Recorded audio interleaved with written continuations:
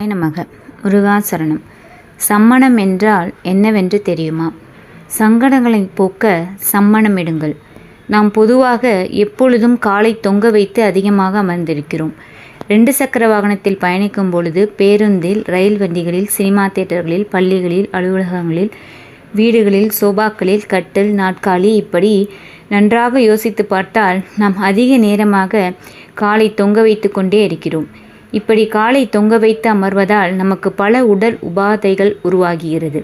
இதற்கு காரணம் என்னவென்றால், காலை தொங்க வைத்து அமரும்போது நமது உடலில் இரத்த ஓட்டம் இடுப்புக்கு கீழ்ப்பகுதியில் மட்டுமே அதிகமாக செல்கிறது.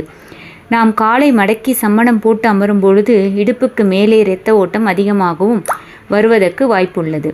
நமது உடலில் இடுப்புக்கு கீழே உள்ள கால்களுக்கு நடக்கும் பொழுது மட்டுமே இரத்த ஓட்டம் சென்றால் போதும். மிக முக்கியமான உறுப்புகளாகிய சிறுநீரகம், கணையம், நுரையீரல், மூளை, கண், காது ஆகியவை இடுப்புக்கு மேல் பகுதியில்தான் இருக்கிறது.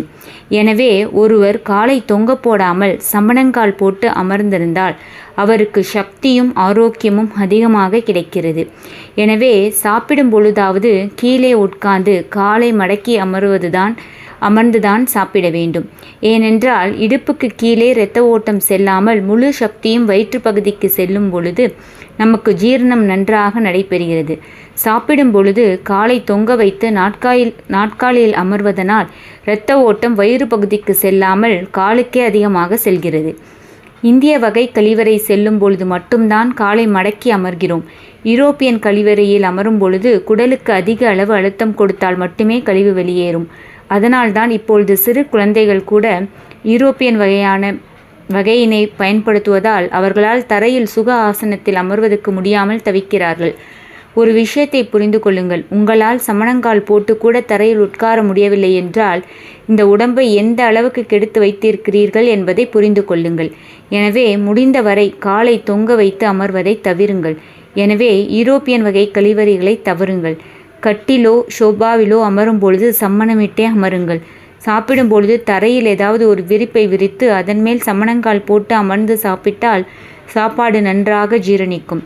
சில வீடுகளில் அதற்கு வாய்ப்பில்லை என்று இருந்தால் டைனிங் டேபிளில் அமர்ந்து காலை மடக்கி வைத்து அமர்ந்து சாப்பிட்டு கொள்ளுங்கள். சாப்பிடும் முறை: நின்று கொண்டு சாப்பிடும் பழக்கத்தை மாற்றி குடும்பத்துடன் அமர்ந்து ஒன்றாய் சாப்பிடுங்க. எந்த வகை சாப்பாடாக இருந்தாலும் நன்றாக மென்று கூழாக்கி சாப்பிடுங்கள். பேசிக்கொண்டு தொலைக்காட்சி, புத்தகம் பார்த்து கொண்டே சாப்பிடக்கூடாது. சாப்பிடும் பொழுது இடையில் தேவையில்லாமல் தண்ணீர் குடிக்காதீங்க. கடைசியில் தண்ணீர் குடிக்க மறக்காதீங்க. போதிய அளவில் தண்ணீர் பருகுங்கள். அவசரமாக சாப்பிட வேண்டாம். பிடிக்காத உணவுகளை கஷ்டப்பட்டு சாப்பிட வேண்டாம். பிடித்த உணவுகளை அளவுக்கு அதிகமாகவும் சாப்பிட வேண்டாம். ஆரோக்கிய உணவுகளை அதிகம் சாப்பிட பழகவும். இரவு உணவில் முள்ளங்கி மற்றும் கீரை உணவுகளை சேர்க்க வேண்டாம். சாப்பாட்டுக்கு அரை மணி நேரம் முன்பு பழங்கள் சாப்பிடுங்கள். பின்பு பழங்கள் சாப்பிட வேண்டாம். சாப்பிடும் முன்பு சிறிது நடந்துவிட்டு பின்பு சாப்பிடவும். இரவு சாப்பிட்ட பின் நடப்பது நலம். சாப்பிட வேண்டிய நேரம் காலை 7 to 9 மணிக்குள், மதியம் 1 to 3 மணிக்குள், இரவு 7 to 9 மணிக்குள். சாப்பிட்டு 2 மணி நேரம் கழித்துதான் தூங்க வேண்டும். சாப்பிடும் முன்பும் பின்பும் கடவுளுக்கு நன்றி சொல்ல மறக்காதீர்கள். அமருங்கள் சம்மணமிட்டு. நன்றி.